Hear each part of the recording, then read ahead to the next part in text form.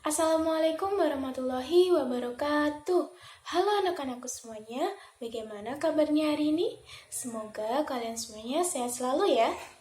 Sebelum memulai pembelajaran pada hari ini, alangkah lebih baiknya kita berdoa terlebih dahulu. Berdoa menurut agama dan kepercayaan masing-masing dimulai. Berdoa selesai. Baik anak-anak, hari ini kita akan belajar mengenai menerapkan kebersamaan dalam keberagaman suku, agama, dan budaya. Nah, tujuan pembelajaran kita pada hari ini yaitu yang pertama, peserta didik mampu menjelaskan pentingnya manfaat kerjasama dalam keberagaman di lingkungan sekitar. Yang kedua, peserta didik mampu menceritakan bentuk contoh-contoh kerjasama dalam keberagaman di lingkungan sekitar. Nah, anak-anak, sebelum memasuki materi, Ibu mau tanya dulu nih, apa sih kebersamaan itu? Ada yang tahu? Ya, kebersamaan adalah sebuah ikatan yang terbentuk karena rasa kekeluargaan atau persaudaraan lebih dari sekedar bekerja sama atau hubungan profesional biasa. Nah, kebersamaan itu penting ya anak-anak, karena dengan selalu bersama orang-orang terkasih, kita bisa saling bertukar pikiran, pengalaman hidup yang sangat berguna, juga ketika menghadapi suatu masalah. Nah, selanjutnya ada keberagaman. Apa sih itu keberagaman? Ya, keberagaman adalah suatu kondisi yang terdapat bermacam-macam perbedaan yang dimiliki oleh setiap individu di tengah kehidupan bermasyarakat. Perbedaan tersebut tidak hanya sekedar pada gender saja, tapi juga dalam berbagai bidang. Nah, contoh dari keberagaman yaitu yang pertama, ada keberagaman agama, yang kedua ada keberagaman suku, keberagaman adat istiadat, keberagaman kepentingan, keberagaman kepercayaan, dan lain-lain. Nah, selanjutnya kita akan belajar mengenai kebudayaan. Kebudayaan merupakan cara hidup yang berkembang dan dimiliki oleh bersama serta diwariskan dari generasi ke generasi berikutnya. Nah, contoh dari keberagaman itu adalah galungan. Galungan adalah contoh tradisi upacara adat istiadat dari daerah Bali. Nah, anak-anak, coba kalian perhatikan gambar berikut. Ada yang tahu nih gambar apa? Ya, betul. Ini adalah gambar satu ikat sapu lidi yang biasanya untuk menyapu halaman ya. Nah, contoh lain dari keberagaman yaitu ini, satu ikat sapu lidi. Kok bisa sih, Bu? Coba perhatikan. Dalam satu ikat sapu lidi, ukuran panjang sapu lidi belum tentu sama panjang pendeknya. Hal ini menunjukkan adanya keberagaman sama halnya keberagaman yang ada di lingkungan masyarakat, seperti perbedaan agama, suku, gender, dan lain sebagainya. Nah, coba perhatikan gambar sapu lidi tersebut. Lakukan suatu pekerjaan, ambil sebuah sapu lidi, cabut sebatang lidi dari sapu tersebut. Kemudian, gunakan keduanya, yaitu sapu lidi dan sebatang lidi untuk menyapu. Bandingkan hasilnya, apakah ada perbedaan ketika digunakan untuk menyapu?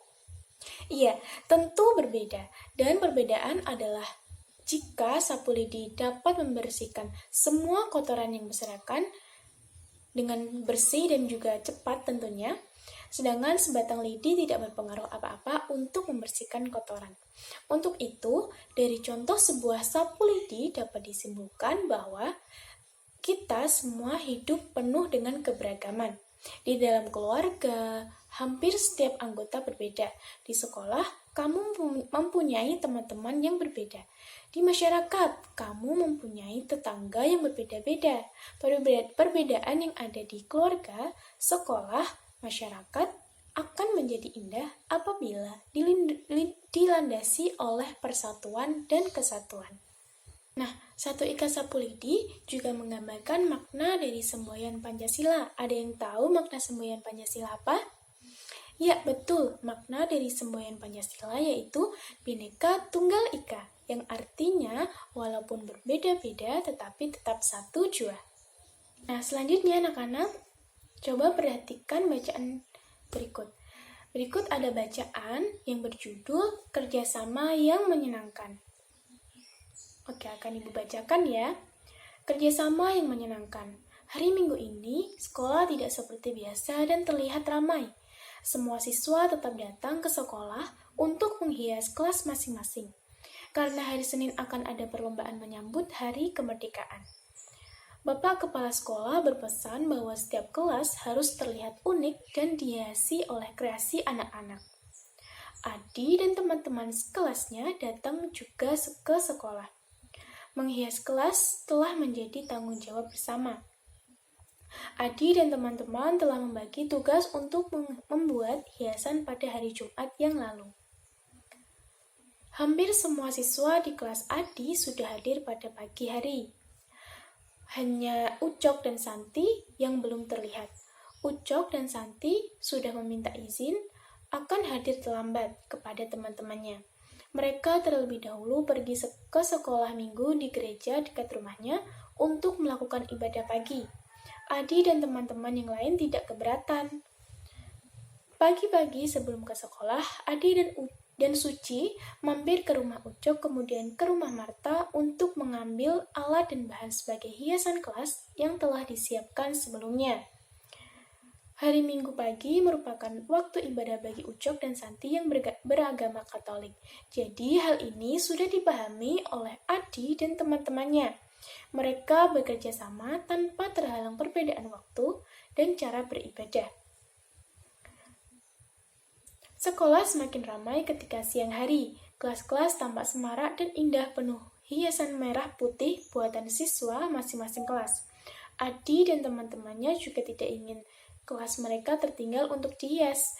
Ucok dan Santi juga sudah tiba dalam kelas dan terlihat di antara mereka. Setelah ibadah pagi, Ucok dan Santi bersegera menyusul untuk datang ke sekolah. Adi dan teman-teman mereka senang sekali berbagi tugas karena lelah menjadi tak terasa. Di sini terlihat ada yang melipat dan menggunting kertas. Di sebelah sana ada yang naik ke atas meja untuk menggantung lampion kertas. Di depan kelas ada juga yang menghias pintu dengan pita kertas merah putih. Adi, Suci, serta teman-teman yang beragama Islam menjalankan ibadah ketika waktu sholat zuhur tiba. Ucok dan Santi serta beberapa teman lain yang tidak menjalankan ibadah sholat tetap melanjutkan pekerjaannya. Menjelang sore, semua kelas telah selesai dihias. Begitupun kelas Adi sudah terlihat semarak. Meskipun berbeda daerah dan keyakinan, bekerja sama serta saling membantu selalu menyenangkan. Nah, dari bacaan tadi anak-anak, kita dapat mengetahui arti dari kerjasama. Nah, apa sih arti dari kerjasama itu? Ya, kerjasama adalah usaha yang dilakukan oleh beberapa orang untuk mencapai tujuan bersama. Contohnya seperti bacaan yang berjudul mengenai kerjasama yang menyenangkan tadi. Adi dan teman-temannya melakukan usaha untuk menghias kelasnya dengan bekerja sama untuk mencapai tujuan agar kelas mereka menjadi lebih semarak, menjadi lebih nyaman, bersih. Nah, anak-anak, kerjasama itu dapat dilakukan dimanapun. Nah, contoh dari kerjasama di lingkungan sekolah yaitu ada kerja bakti, kerja kelompok, jadwal piket, kegiatan ekstrakurikuler. Kemudian ada contoh kerjasama yang dilakukan di keluarga.